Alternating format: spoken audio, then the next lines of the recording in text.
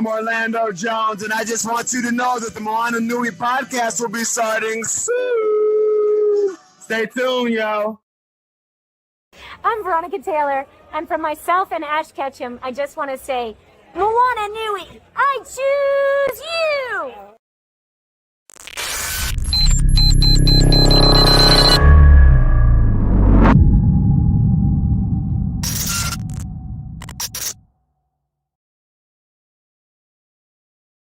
Aloha, everyone, and thank you for tuning in to the Moana Nui Podcast for our 8:30 p.m. special episode tonight on this Monday evening.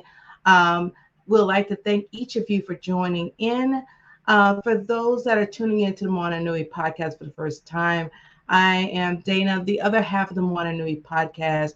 Outside of being the co-host, I'm also a photographer, event planner, a voice actor, and a whole lot more. My other half of the show, who's not able to join us, she is the founder of this show, Moana McAdams, but she's also a children's book author. And of course, this show is an advocate for the indigenous culture, but also the BIPOC community, to give them a safe place, to give them a voice in the especially within the social media platforms that are out there. We also want to bring to everybody's attention, you'll see in the lower right hand corner of your screen a QR code. This is to help the people in Maui that was affected by the fires. The money that you are donating through this QR code is a local organization that has boots on the ground in Maui, helping out the locals as we speak. So we would like to connect anybody who's watching this show to organizations that are local, that are boots on the ground, that have been helping since day one for the people of Maui. So definitely make sure you scan the QR code if you're interested in helping, or share it with a friend or loved one so they can definitely help out, because this is not just a short-term goal, but the people of Maui is going to need donations for years to come to get themselves back on the ground and have them back into their homes like they should be. So now I'm going to go ahead and introduce our lovely co-host. She is another part of the Moana Nui Podcast. She is going to be moderating our panel for tonight. She is known in the cosplay world with her multi-talent of directing photo shoots. She does cosplay, but in her full-time job, she is advocating and helping those during emergency response situations, especially with infectious diseases. So let me welcome our lovely co-host, our Ohana, Latoya Simmons. Welcome, Latoya. Aloha. Thank you for the welcome. Well, I am going to go ahead and hand it over to you so you can introduce our lovely panelists for our panel for tonight. So, Latoya, I'm going to hand it over to you. Okay, thank you so much. So welcome, everyone. Once again, thank you so much for joining. We're excited to have you here. Just to make sure we're on the same page, I'm going to give you a little bit of background about today's topic, which is really stories and storytelling. So Moʻolelo, or stories, are central to Native Hawaiian culture and identity, and it connects Hawaiians with their genealogy, with their community, with the land, and with the natural and spiritual world, drawing upon ancestral knowledge and culture and the history of the culture itself and of the islands themselves. Moana Nui Podcast and myself invited 3 very talented storytellers and cultural practitioners to share their personal mo'olelo, their personal stories of how they became storytellers and why it's important to keep our indigenous stories alive. So with that being said, I'd like to welcome our 3 panelists to the screen. Aloha, everyone. Aloha. Thank you all for joining us. And so very quickly, we'll just go around the screen. I'll call out your names, and then you can tell us a little bit about yourself, maybe one or two really interesting facts about how you got into storytelling and who you are. We want to know who you are. So first, I'll start with Kahu. Hi, I'm Kahu Dave. My real name is David Wallace, and I'm from the island of Molokai, and I'm a retired educator, a high school teacher. And my journey into storytelling was entertaining my grandbabies and my children. And I used to be amazed at some of the things that I heard growing up. So it's just passing on stories that I heard that my grandparents and parents used to talk about and sharing with my kids. So that's where I got started. Awesome. Awesome. And Lopaka, you're next. Oh, aloha, Lopaka Kapanui. I guess I began my journey in storytelling as a kid in karate class. My instructor's name, believe it or not, was Mr. Miyagi. Stop. Are you serious? And turns out he was a consultant on Karate Kid. Wow. So the short story is he was the sensei that would whack me on the head or about the body with the kendo stick, because he said when I should be learning karate, I'm spending too much time talking story. So that's how it started.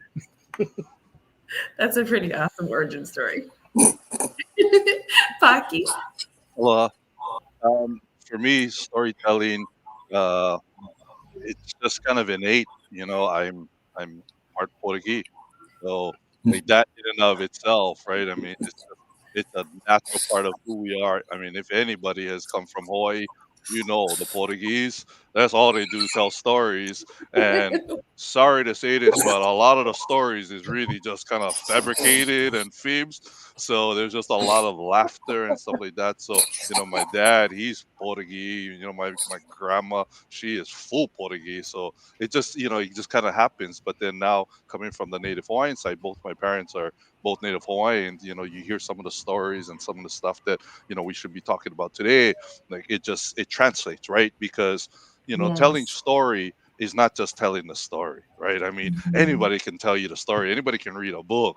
But in order to be able to tell the story, like that's where entertainment comes in. You know, it allows people to stay embraced into the moment and everything. So for me, I feel like it's just, you know, it's just in the DNA. I got the Hawaiian side that got the stories, and I got the Portuguese side that can tell the stories. So I kind of lucked out. Absolutely. Absolutely. It's in your DNA. I think all of us, it's in our DNA. We can't help it. We got to tell stories. Well, thank you so much for those introductions. You all are amazing in your personal lives and professional lives as well. So really quickly, we'll go back around the screen again and kind of tell us who you are, a little bit about you. We now know your background, how you got into storytelling, but who are you today in your present? Kahu, I'm going to start again with you. Well, as I put down on my list right there, I'm an author, but I'm also a psychic. I was born with certain skills that you know, people tried to hide things from me. They couldn't. I could see things. Gift of second sight, prophetic dreams, and things like that. And as an adult, I learned how to remote view so that I can take this natural ability and add discipline to it. So I use a lot of my abilities to kind of like travel through time, play around with different things and ideas, and if I'm interested in looking at something anywhere around the world, I have that capabilities. So I use this skill in many applications. In fact, if you watch some of my YouTube channels, I make predictions on games. Oh. Very interesting. Very interesting. And I love how that actually I love how that can tie into your storytelling capabilities. Even that right there is a story. That's awesome. Thank you, Kahu. Lopaka, what about you? I can vouch for Kahu Dave, because I don't know if he remembers, but he remote viewed one of my tours that we did at the archives building on the grounds of the palace. And as far as his psychic abilities, he told me one time, he said, "Stop eating junk food." Wow. Was he correct? Was he correct? Yeah. With that? Yeah. Okay. Yeah. Okay. So tell us about who you are in your present. I love that there's this connection between you and Kahu as well, but tell us more about you. Like, who are you today? We learned about your Mr. Miyagi as a child and how you got started in storytelling, but who are you today? What are you up to these days? God, like, where to begin? That's actually the question. I'm a grandfather. My wife and I together manage this business we have, Mysteries Hawaii. And as far as storytelling, during the time when I was learning things from my mom, she talked about something called noho. And loosely translated, one of the meanings of noho is possession, but not in the Western sense. It's possession where your aumakua or your kupuna, their spirits come and sit on you and communicate to your family through you. Wow. And so you take on all those characteristics, all those little mannerisms. And I remember her telling me it. She said, at some future point, noho will become what you do. I had no idea what she was talking about.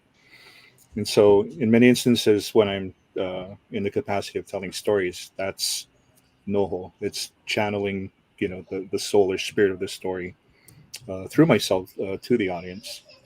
Wow. And there's been times when we do what we call ghost storytelling concerts, and I don't remember most of it. Wow. I remember getting on the stage doing the introduction, and what also happens, and I'll make this brief, is in the audience, people's deceased relatives are there, and in the past, the people in the audience, their deceased relatives, have come on stage and tried to hijack the whole thing. Because I'm trying to tell a story and I'm ignoring them, but they're like right there. It's like, it's my sister right there. Ask her, where the paycheck went for the house. Oh, wow. Yeah, that's an incredible experience. Yeah. So definitely, not only do we have writers here on this panel, but also spiritualists, those who are in touch with not only their own spirits, but those who have passed on and our ancestors. Akupuna. That's incredible, Lopaka. Wait until you ask Paki what's going on. Uh-oh. Paki, you're up next. Uh-oh. Tell us what you're up to these days. What are you up to now? I'm still a baby compared to the experience that these gentlemen have. So, I'm a business guy. That's who I am. I sit in the renewable energy and sustainability world, and I help build companies. Right. So, so that's really what I do. I moved into and just for full transparency, my name is AJ Perkins. My real name is Albert John Moana Perkins IV. And and being, I've been in Southern California for about 7 years, and because I'm here, that's who I'm known as, AJ Perkins. And I've just been doing work. I've just been focused, head down. I'm the father of 3 children. My wife and I, we have a blended family of 5 children, ages 14 through 27. And yeah. You're so busy. it's beautiful, yeah. How this Hawaiian-ness, I'll call it, came back out. I'm a graduate of Kamehameha schools. I'm the 3 boys, and all 3 of us went to Kamehameha. That really doesn't mean anything except we were around more Kolohe kids, so we were a part of that. And then what happened is, me being away for so long, me not raising my children in Hawaii, I felt this obligation to make sure that I taught my children their culture. They come from a very rich culture, and they weren't being able to experience it in the way that I did. So that's where this idea of storytelling came in, because I'm like, I got to teach you at least the 3 most important words in the Hawaiian language: mahalo, gratitude; aloha, love; ohana, family. And we did that through story. And I taught them this at a very young age. And then as we started to get older, they're like, Dad, we got to tell the story. We got to tell the story. And that's how this came to life. So, for me, business is where it's been, and it's completely transformed because of my culture being able to influence who I am as a person. And being able to pass that down to your children as well. That's awesome. Yeah. Paki, this is what you have to look forward to when you get to our age. Live podcast with a shoji screen background. That's why, like I said, one day I want to be like you when I grow up. I need to have that. Right. Well, moving on to the next question. This one is for Lopaka, but Paki and Kahu, please feel free to answer as well. It's just, we're family here. So it's a conversation really to teach others in the audience about Hawaiian culture from the perspective of writing and storytelling as well. But Lopaka, so what role do you see Native Hawaiian literature playing in preserving and promoting the Hawaiian language, the oral traditions, and the stories like the ones that you tell? Enlightenment and awareness. There's so much the world doesn't know about, who we are in Hawaii, aside from, what they're being fed through social media and, certain types of films. So a lot of it is enlightenment. And for a lot of people who are from the continent, who are not from here, who are spiritually receptive, they come to Hawaii, and for them it's like a life-changing experience. And people have come here and have told me I've never been treated so nicely, and I've never been in a place where being LGBTQ or what have you, it's no big deal. Like, nobody's giving me a hassle about it. Right. Yeah. And there's a couple like that the other night on our downtown tour.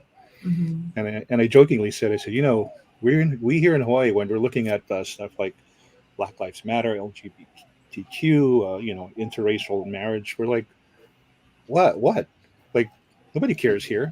As long as, you come with the right attitude, you're cool, it's fine, you're accepted. And I warned these people, I said, don't stay here too long and integrate yourselves into our culture, because you're going to end up being taken home by one of us, and we're going to feed you. Next thing you know, you're going to be part of our family. You'll be invited to the weddings. Right. Yeah.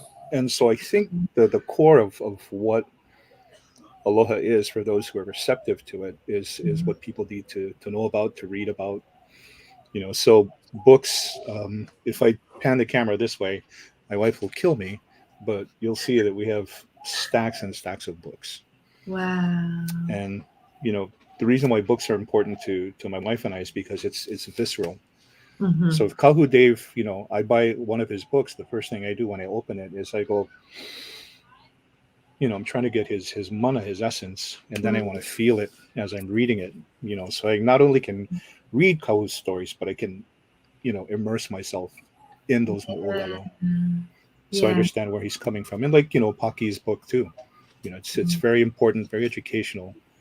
Yes. And it's probably going a bit too far. And I'll finish with saying, in the early 90s, I met some spiritual leaders, and they said a lot of things. But one thing that grabbed me that they said is, we believe that when world peace happens, the core of it, they said, will start in Hawaii and then radiate outward.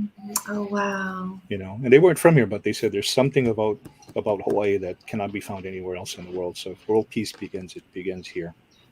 I have to agree with that. I've only been able to visit Hawaii one time, just the main island of Hawaii. But I have to say the experience was profound for me on a very spiritual level. Just the energy, the vibe, the air there was something different, right, than where I normally live at in the DMV area or in Atlanta. So it was so much peace and so much genuine love, not love that you have to fight for or scrape for, but genuine love that just permeated the area. So I agree with you. I've never heard anyone say that before about peace beginning in Hawaii, or in the islands, but I have to say I agree with that. Yeah. Even George Clooney, when he was here filming this movie, Descendants,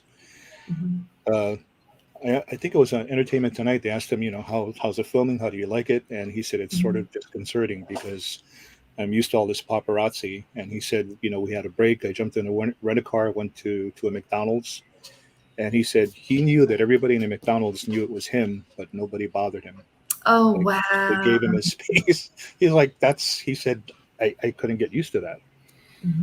It's a different level of respect too, because most people are just so like me. I want a picture. I want an autograph. I want to get some social media content, that they don't care like that this person is actually a real person, to respect their space and just let them eat, right? Let them live just for a minute. Yeah. That's Paki and Kahu will agree with me when I say this, but what's missing from this podcast is barbecue and I know. Facts. It's so true. Paki came prepared. He came prepared. Well, thank you so much for your that answer, Lopaka, and it actually drives my mind into a different, a related direction that I kind of want to ask Paki about this in terms of Native Hawaiian culture and storytelling, and your children that you brought up, actually having them write a children's book, right? Correct. Okay, right. Before I move there, can I tag on to what Lopaka was saying? Absolutely. Sure. One of the things that was taught by, by Auntie Pilahi Paki, she actually said, in the 21st century, the world will search for peace, and they will look to Hawaii because Hawaii has the key, and that key is aloha. That is a quote that is echoed around the world, and that is a quote that will always go. I mean, in Hawaii, we actually, believe it or not, we actually have an aloha spirit law. It is law. It is who we are. So much so that the state of Hawaii has the aloha spirit law, and that can go on. And then when you talk about story and things like that, the reality is, as a Native Hawaiian, we know we have an oral culture. We did not have a written language. Yep. It wasn't until the missionaries came to the islands that they said, if you want to be a civilized culture, you need to have a written language. Oh, really? Okay. Okay, because I can tell you my genealogy all the way back to Adam and Eve. If you have the willingness to sit through my chant, what many of us know as the Kumulipo, if you as a Native Hawaiian can connect your generations, 8 generations up to the Kumulipo, you now literally have the oral history of our entire genealogy back to Adam and Eve. What other culture can actually do that? It's all oral. Exactly. Right? So this art of storytelling is innate in who we are, in our DNA, right? So and I appreciate the question, as far as how does this translate to our keiki, because so I moved to the mainland, and I came up and to live in California, and my children were being raised outside of Hawaii, and I felt bad. Their mom is Native Hawaiian, and both of our families have a rich tradition, in Hawaii. Our ancestors go all the way back, on both sides, and my children don't know. Right? They're being raised outside of Hawaii. So I made sure that it was my responsibility to teach them. And I said, okay, I got to teach them the 3 greatest Hawaiian words: aloha, love; mahalo, gratitude; ohana, family. And the best way to teach children is through story. So we started talking about, what aloha means and this and that. But it was one thing to tell our kids aloha means this and mahalo means this, all these things. But it really started to hit home when it comes into this story. So this is a story that I told my children a long time ago. And then as they started to get older, they're like, Dad, how come we don't have the book? We should write the book. Dad, you should write the book. And I'm like, why don't you do it? Why don't you do it? So my children were 12, 14, and 16. I said, why don't you guys go ahead and so we wrote the book. And at the time, my children were artists, and they're creatives as well. So I wanted them to draw it, but they're too busy with school and everything. So we had a friend of ours do the illustrations. But then I said, here's some money. We started a company, just for them, a book publishing company, just for the kids, not daddy's business. Incredible. But I'm going to use this as a way to teach you guys. So here's your budget. Here's what you got. Now you need to take this money, figure out how to publish this book, how to market this book, how to distribute this book. This is it. So your 3 names are going to be on this corporation, and you guys, they have an LLC, and they had to figure out how to do all of this. Got it up on Amazon, got it marketed. They, we're fortunate. We've got a foreword by somebody that's huge in the literary world as far as being part of The Secret. Tell us more about that. Tell us who that is. So for anybody that knows about the law of attraction, a while ago, they came out with The Secret, which is, a new twist on the law of attraction, Think and Grow Rich, the Bible, ask and you shall receive type stuff, right? So it's old thinking that's just repackaged into The Secret. The Secret sold $1 billion worth of everything, books, movies, and whatnot. And Lee Brower from The Secret, who talks about the gratitude rock, he has this rock that he puts it in his pocket to remind him every time he touches the rock, it reminds him to be grateful. So Lee Brower came to Hawaii, and I spoke on stage with Lee to talk about The Secret and gratitude. And Lee actually got to understand Mahalo Hana, Mahalo, Aloha, Ohana. And he was deeply entrenched. I mean, literally, Brada came to my family reunion on Kauai. You know what I mean? Like, Brada was there with all us brown people. You know what I mean? And he was able, so because of this, he comes and he's like, I'd love to contribute, a portion to your book. And that's where my children were like, Uncle, please, can you do this? And, the kids, we've won probably almost a dozen awards.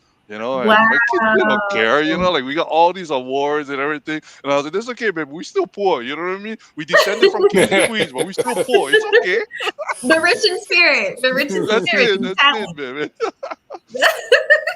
That's it. But the kids love it, and we got 2 more books coming out within the series and everything. So they're excited, because the Mahalo book came out. Mahalo does not mean trash, but then we also have the 2nd book on Aloha, which is love, and then the 3rd book on Ohana. So all of the books are all written. We just need to keep moving it along. So they're in that process.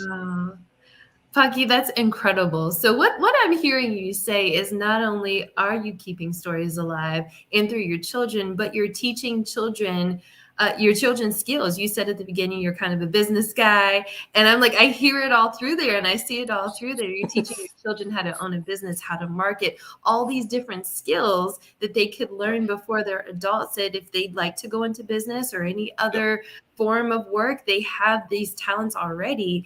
And not only are they exercising this talent through their publishing company that you help them start, but also they're getting feedback that's positive, right? Through sales, through numerous awards.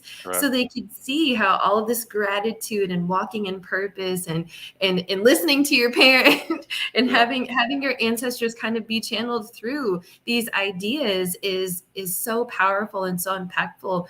Not only it's a ripple effect, right? Not only directly from you and your wife through your kids, but also through the community, right? In the community at large. That's incredible.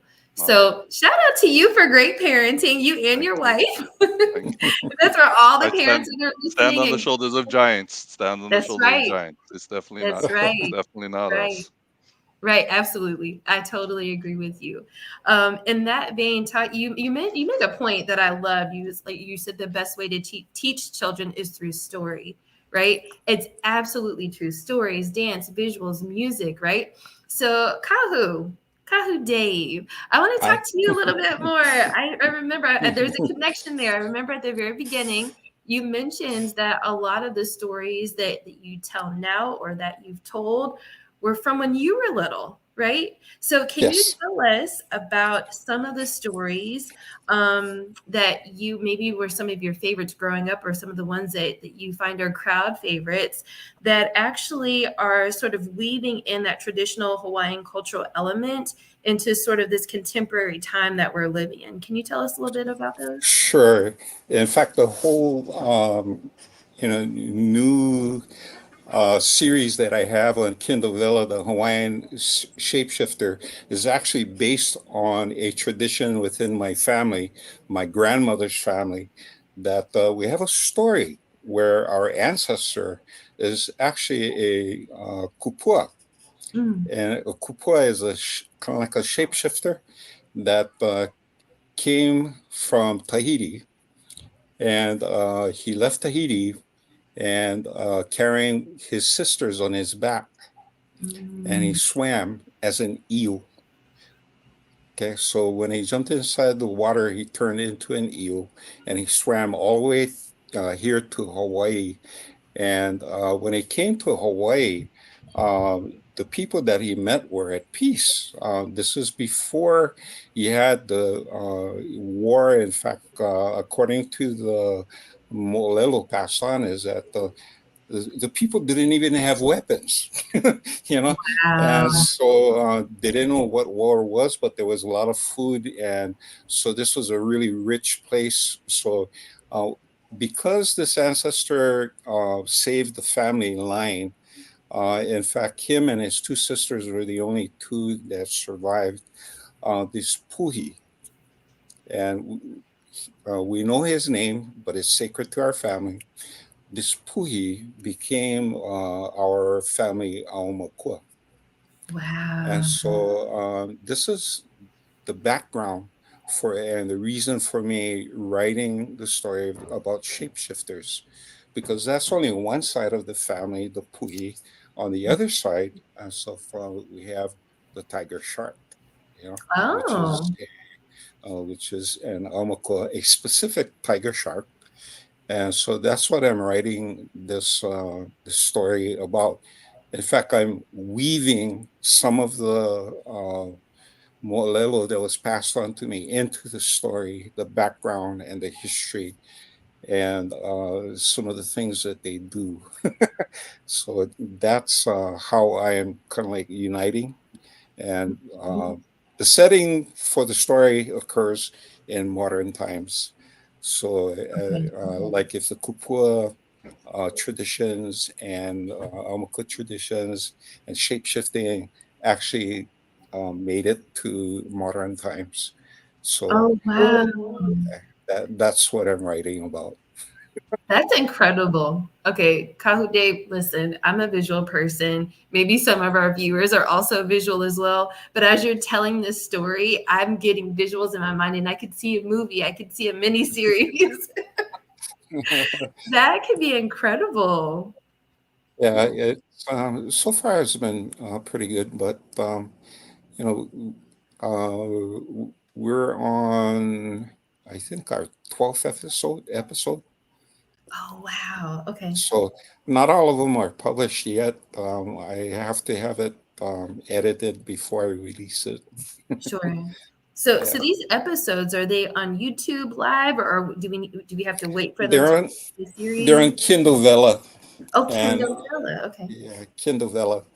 And it's only available in the US market. Okay. Yeah. And you know, as an author, you need to make a decision, especially a Native Hawaiian you know, person. And when you're writing about Native Hawaiian things, if you write and include throwing a lot of you know, Hawaiian in there, number one and stuff, you're gonna alienate a wide, you know, audience and stuff. For me, my aim is a greater audience than just Native Hawaiians, you know. So I kind of have to walk a line there to say, okay, throw in enough Hawaiian culture stuff, but also to balance it with what non-Hawaiians would understand. You know, that it's interesting that you bring that up, Kahu, because my next question actually had something to do with that. I wanted to ask the three of you sort of what challenges you face when representing Hawaiian culture. in your work, whether it be through storytelling or through actual writing or Kindle novellas.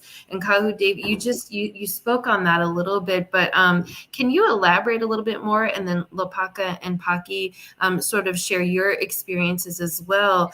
When you're trying to, produce something that accurately or honorably represents Hawaiian culture, and then there's cultural sensitivity around that, in addition to another layer of, well, you may have a predominantly white audience, and how do you make sure that your work is still honoring the culture, but is something that they may be interested in and want to read? How do you sort of tackle that, Kahu Dave? Just choose my words carefully. Yes. Just got to choose my words carefully because, if I whitewash too many things and stuff, I'm going to get a bunch of my cousins coming at my house and dragging me out of the house.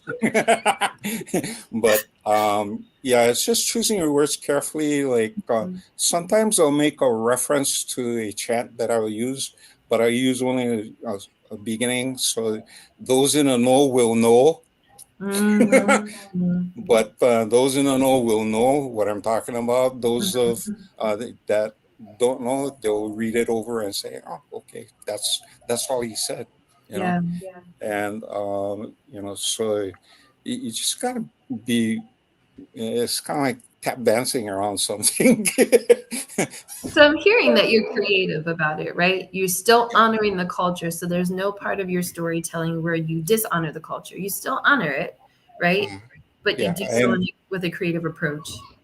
Yeah, and I try and use words, English words that can describe what I'm trying to connect to, So being really creative with your descriptors as well. Yes.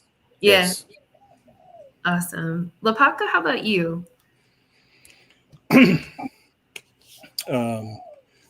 Pretty much the same thing. The stories I write, I have to be sure the information is correct, from cooking something to police work, forensic work, the history of a building. All of these things have to be considered, because I know for a fact if I get it wrong or don't include it, I will receive an email or a call. Wow, what is that? What you doing? That's not the way it happened. Yeah. And in some capacity, when I write a story that I feel is the correct information. For instance, writing a story about a curse and how a particular Hawaiian curse is done, and the ingredients and the prayers that go with it. Someone will email me and said, "Who gave you permission to tell that story?" Oh, wow. Yeah. How do you deal with those, though? Those who email you or call you or text you and they're just like, "You don't have permission," or "I don't like the way you told that story," or how do you handle that? I tell them, if the story was not meant to be told, not meant to be printed, and I did it anyway, you and I would not be having this conversation. Period. My job. My mom will come and the small hairs over here, her spirit will grab it and yank it like this. Or flick your ear. Flick your ear. That's a good one. Or wake up with bruises. Right. Yeah, your people, your kupuna tell you, if you're screwing up or you're not. And it's not in a nice, supportive Montessori kind of way. It's very physical. Oh, wow. Okay. So they make it clear what needs to be told or what doesn't need to be told. But I feel like there's a part of you that has to, or a part of not just you, but any of us or any of those listening that has to be sort of in tune with that, right? Well, and not ignore. I'll give you an example, a short example. There's a story where on Kauai, there's this tour guide driver who doesn't have the PUC, the insurance, and it's on the island of Kauai, and he charges people like $100 each to take you to places on Kauai that are otherwise inaccessible. And when the locals find out, they beat him up. But there's one local guy who befriends him and says, "Look, this is why you're getting beat up. You got to stop doing this." And he goes, it's the only way I can make money, and I've got child support payments. And so in the story, the Hawaiian guy tells us, this holiday guy, it's like, what town are you from? And the guy says the town he's from in California. And the Hawaiian guy goes, isn't that where they shot that movie, American Graffiti? Yeah. He goes, why don't you go do a tour over there? You're just getting beat up over here. Short story is, it seems like the guy who's paid attention is going to respect the culture. And the Hawaiian guy gets this call from his friends who are like, dude, you got to get over here now. Mm-hmm. So it's this place on Kauai that's shut off. It's closed off. It's called Kipu Falls. Mm-hmm. And so Hawaiian guy gets there to the falls, and there's all the people on the tour. They're yelling and screaming. They're standing at the edge looking down into the falls and the pond. And there's a little haole boy about 6 years old, and holding him is a mo'olahine. So she's the mo'olahine of the falls, and the tourists are yelling and screaming. They're throwing stuff at her. And, she's just out of reach, like nothing can hit her, but she's looking straight at this little boy's mom. And, looks her in the eye, and with the long nail goes like this and cuts this thing across the little boy's chest. And it's very descriptive of, what the boy's wearing, and, his face is red and voice is almost hoarse from screaming.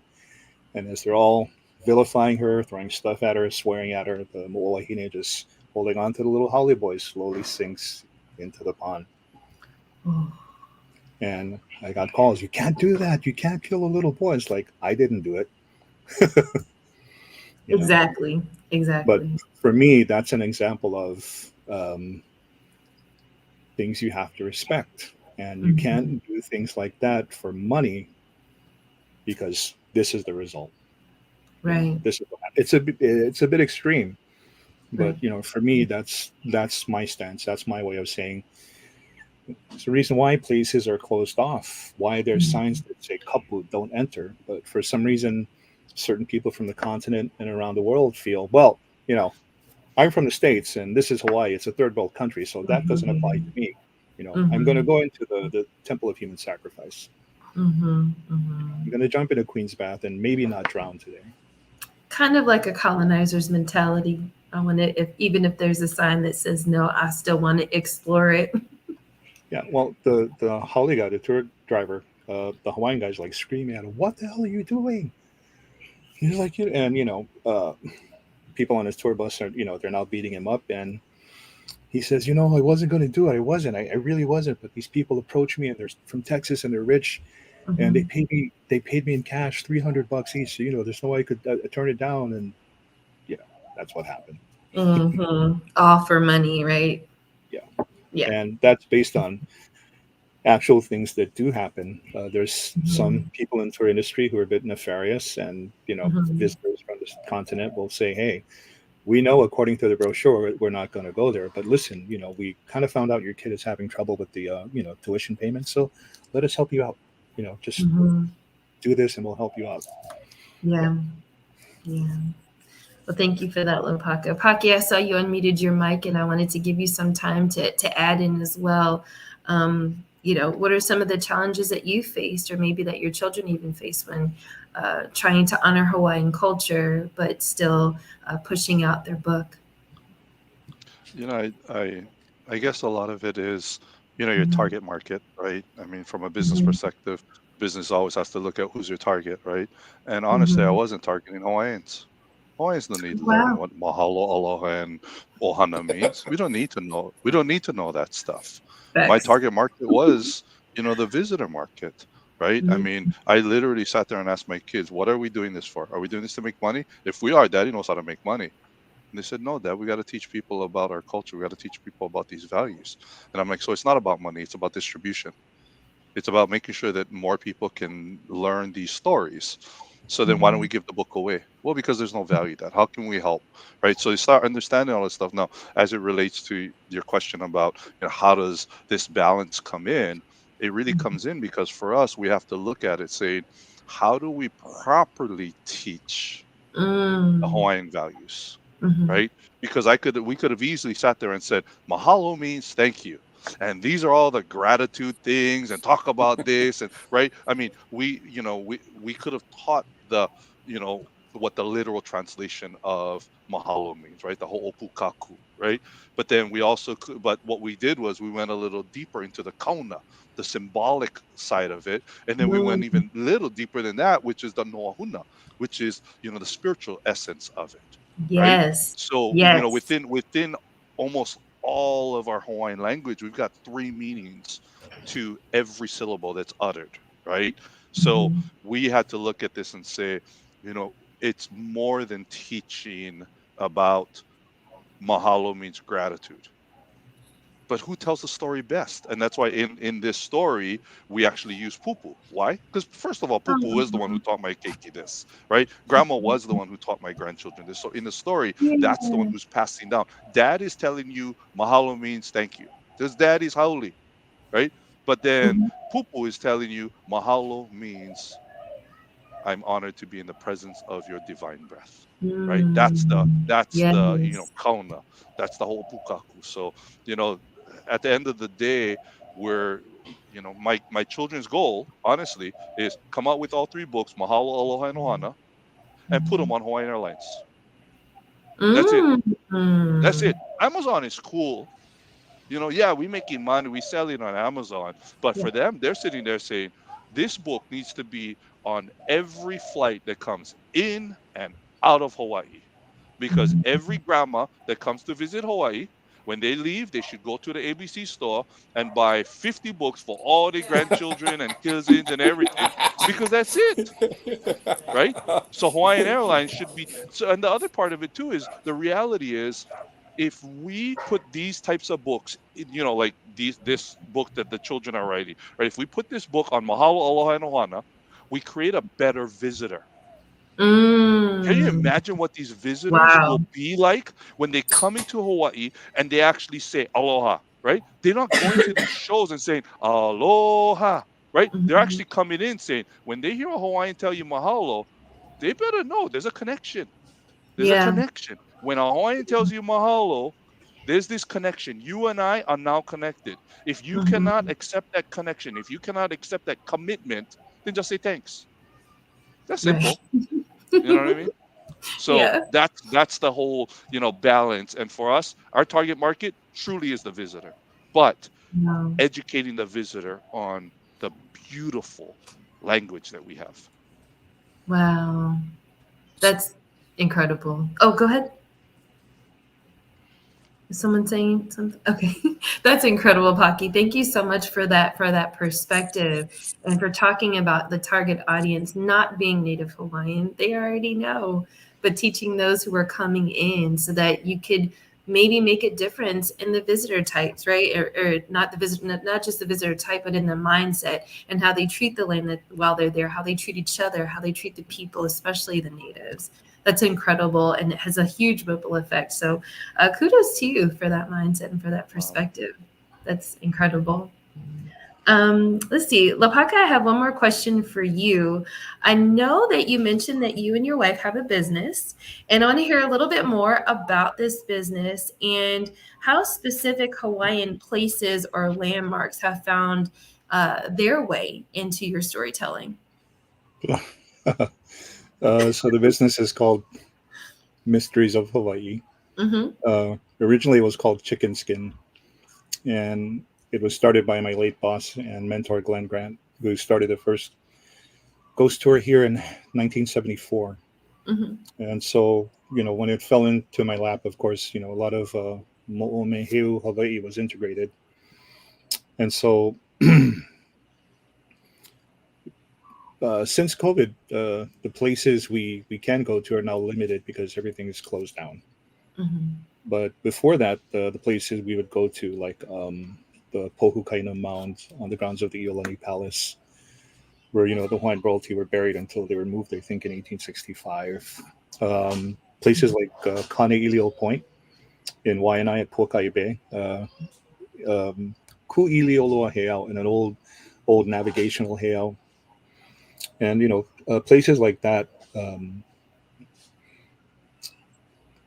naturally are approached with, a lot of reverence. The reason I don't bring ho'okupu or offerings to particular kinds of heiau is, as my mom told me, because so many things were lost, when you go to a heiau, the best thing to bring is a lei and then offer an ole, a chant. She said, because some things were lost, she said her personal belief was that you shouldn't bring food offerings because you don't know what's there. And she said, and what if you go back the next time and you don't have a food offering? Whatever's there might decide to take you as the offering. And so even like the post office in downtown Honolulu across the street from the palace, there used to be a bit of reverence approaching there too, because at one time it was what they jokingly called the lumber yard, where they made all the ki'i images, carved them for temples of human sacrifice. So even knowing what those places are, they're still approached with a lot of reverence and respect. Yeah. And sometimes people say, why you go stand at the corner of Merchant and Alakia, and why are you chanting to the First Hawaiian Bank building? I said, because it's sitting on a local, opening.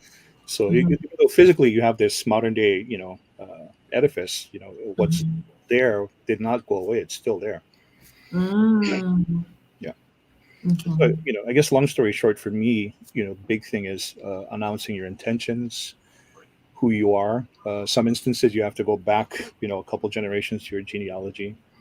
And then also saying, when this part of it is over, what you're going to do, when you leave. Oh, wow. Yeah. So approaching the place with a plan. Yes. Yes. That's why a lot of developers get in trouble, because they build anyway, and then guys on the job die, get into accidents. Right. So I've heard instances where kupuna comes and tells the developer, the reason why that rock keeps coming back is because you didn't ask its permission. It's just a rock. Like, to you, it's a rock.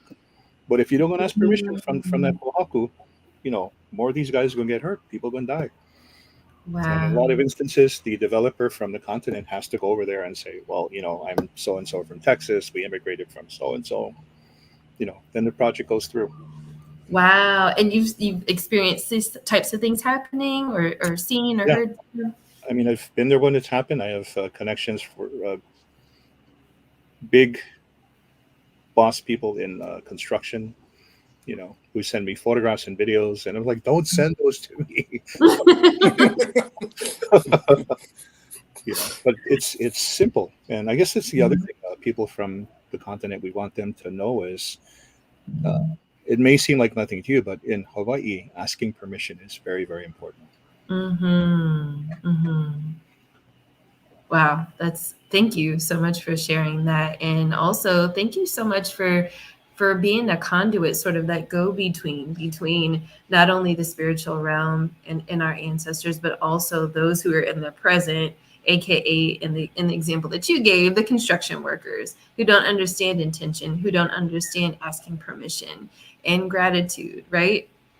Well, I'll end with saying when one of my tours meets downtown, we meet in front of the Kamehameha statue. And you don't realize how many visitors, even though the sign says don't walk on the grass, walk on the grass. And I'm right there, and I'm like, oh, no, come here.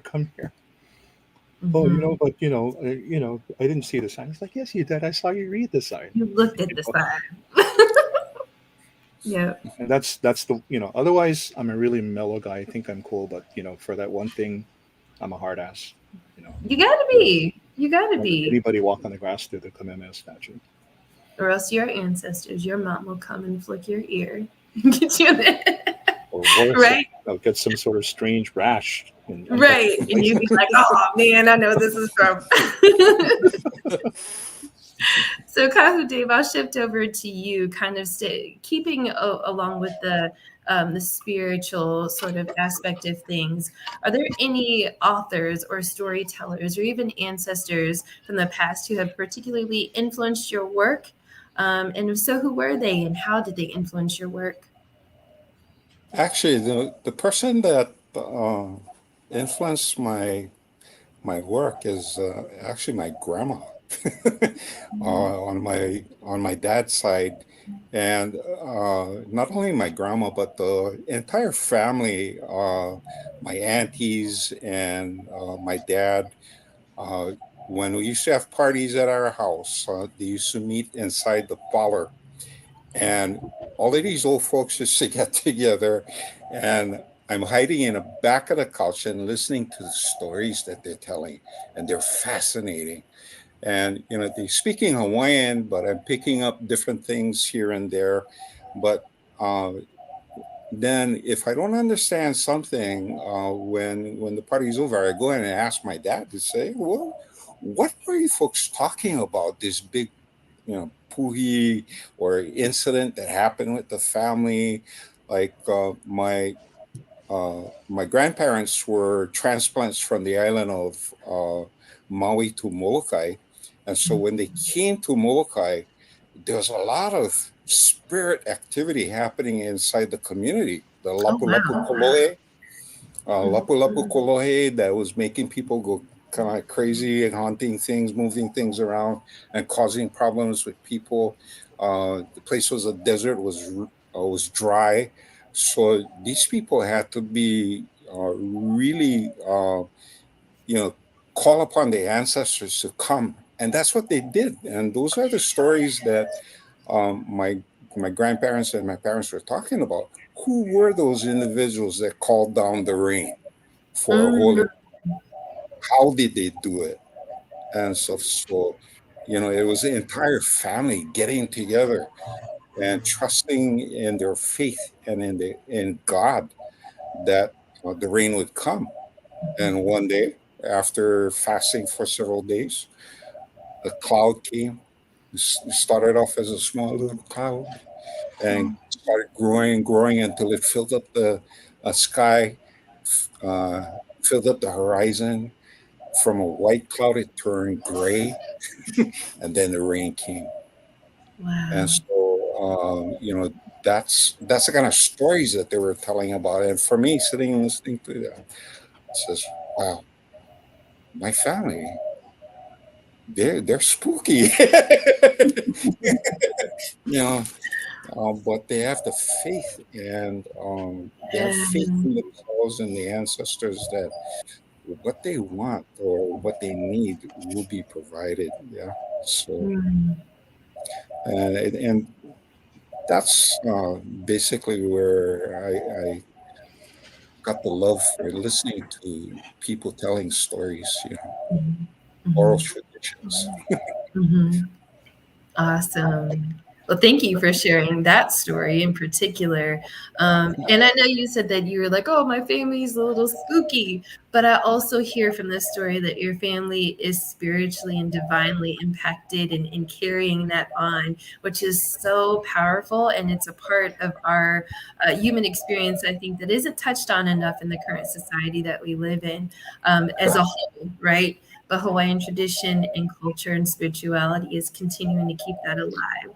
So I have one last question for the three of you all. This hour has gone actually really, really fast, and I feel like I can talk more and we could dig so much deeper. But for those who are watching, who are aspiring to be Native Hawaiian authors or authors, period, what and very quickly, what advice would you give to them? I'll start with Lopaka for this one. Just write, just Mhm. write. Make mistakes all you want, just write, and be true to yourself. Worry about the editing and all that stuff later, but just write the story. Whatever's filtering through, just write it, let it out. And Absolutely. I have something I want to share with Paki. A couple of my stories have been adapted for film, and one of them, short story, is about a Vietnam veteran who falls asleep one night on his couch, drinking whiskey and reminiscing of his war buddies. And then he wakes up because he hears somebody calling his name, and so he goes outside. He lives near the beach, and it's all of his war buddies from Vietnam. And as they go walking down the beach, there's a long line of night marchers. And so basically, the procession has come to take him. But the guy who's come to get him, his war buddy, says, command sent me to go get you, and I wanted to repay the favor because I died in your arms. And so the veteran says, "Am I going to heaven?" And his war buddy says, "No, you're going to Kanehunamoku, the land of our ancestors." And so, Paki, this is for you because you're in the mainland. The last thing the war buddy says to this veteran is, "Manawahi a pau e hele ai ke kanaka." Malaila no e hele ai ka Hawaiʻi. And so what that means is no matter where a Hawaiian goes, there too is Hawaii. Mm. So or you stay mainland, bro, because Mahalo. here is where you are. Mahalo. Yeah. Paki, we'll shift the mic over to you with that beautiful message that Lopaka just shared with you. What advice would you give to up and coming Native Hawaiian writers or writers, period? There's nothing more that can be said, to what Lopaka said. Just write. Just write. Don't be scared. Just write. If whatever you write comes out beautiful, you released it too late. Just write. And Lopaka, mahalo. My dad is a Vietnam vet, and he is in his final days. He's got dementia, and he's here with us. And your story touches parts of my na'au that are just beautiful. So mahalo. Paki, give me your email address, so I'll send you the link to the film. Beautiful. That's incredible. I love the connections being made here. And Kahu Dave, we're going to end with you. What advice would you give to upcoming Native Hawaiian writers and other writers? A lot of people don't attempt to write because they're afraid of offending other people. Especially some of these cultural practitioners who are the police, right? You say something or you do something, and they shoot something at you and stuff, and so it's easy to stop writing and letting these people affect you that way, but by stop and not writing because you're afraid that you're going to offend other people, it's keeping a beautiful gift from being released to the world. Yeah, beautiful story. Thank you for that wisdom. And thank you, Eliza, in the comments. Thank you for advocating with our panelists and praying with us as well. With that being said, we're going to wrap up our wonderful panel. Thank you so much, Paki, Lopaka, and Kahu, for joining us, for sharing your wisdom and experiences about writing, about storytelling, and about the preservation of Native Hawaiian culture. With that being said, one more round robin. Let's let the audience know how we can stay in touch with you and what upcoming work you have. Kahu Dave, we'll start with you. How can we reach you on social media, Kindle novellas? Yeah, you can reach me, Kahu Dave, on Facebook. That's where I'm at most of the time. And for Kindle Vella, you can look under David J. Wallace. That's my name. And I do have other books. DJ Wallace is another author name I use, and so just look on Amazon. I have my books up there. Awesome. Thanks so much. Lopaka, how can we stay in touch with you, and what do you have coming up next? Instagram, Mysteries of Hawaii. What's not coming up next? There's a lot. And then on Amazon, Hawaiian Night Marchers, the history of the Huaka'i pole. So it's a cultural and documented history of the night marchers from Kumulipo until last week at Uncle Ed's house in Moana Nui Valley. Oh, wow. Thank you so much for sharing that. And you're on Instagram, right, Lopaka? Mysteries of Hawaii, Instagram, yeah. Okay, awesome. Thank you so much. And Paki, we'll wrap up with you. Where can we find you at, and what's some upcoming projects you have? We've got our Aloha book coming and our Ohana book coming out. I actually personally have a business book that's coming out. It's the Cyber Energy Nexus, the convergence of cybersecurity and energy in the world. So again, that's the hat that I normally wear, is the business side. And then I'm not a social media guy. So, we've got our website, Perks Publishing. perkspublishing.com, and then we also have PakiPerkins.com and AJPerkins.com. Those are my business hat and the Hawaiian side. So mahalo. Awesome. Mahalo. Well, mahalo to all three of you. Thank you so much for your time and your wisdom and your positive energy and connection to the culture. We really appreciate you. Right now, I'm going to hand the mic back over to Dana, if she's still with us, to close us out. All right, everyone, thank you all for tuning in, and those that are watching this on the replay. We definitely want each of you to follow and definitely look up our panelists' books and connect with them to kind of find out what's coming up next through their website or their social media. And once again, and just a friendly reminder for those that joined in later, the QR code that you see at the bottom right hand of your screen, it is a QR code you can scan to help the people of Maui that was affected by the fires. The money is going to local organizations that are boots on the ground that has been helping since day one, helping the people there. So that way you know and see where your money is going and actually getting to the people that desperately need it. So definitely scan the QR code. But also, we want to thank you all for tuning into the Moana Nui Podcast. We typically stream on Thursdays at 7 p.m. and 8:30 p.m. Eastern. And we're glad that you tuned in for tonight's special panel with our panelists. So we thank everybody for joining us tonight. And I hope you all have a very lovely evening. All right. Bye, everyone. Aloha.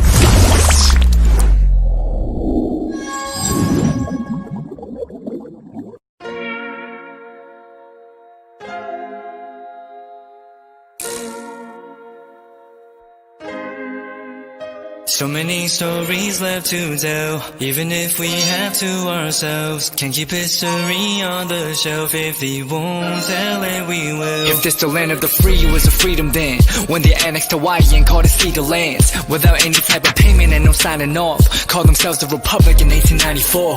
1.2 million acres overtaken from the Native Hawaiians. When they resisted, the West retaliated in violence and erasure. The Hawaiian language is banned as part of colonialism's plan to expand, yeah. Stuck between a rock and a hard place. Multiple bombings of Kaho'olawe. As a part of their ongoing war with Asia, used it as a place for target practice. No consent or compensation. Colonizers call for annexation.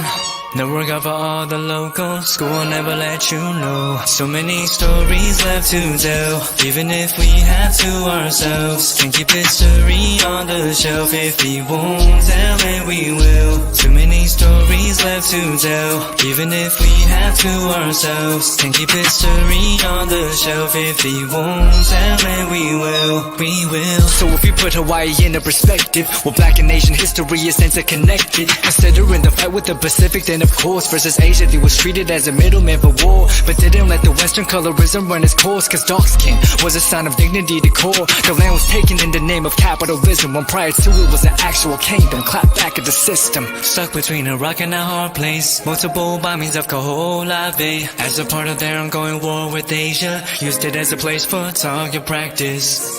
No consent or compensation. Colonizers call for annexation.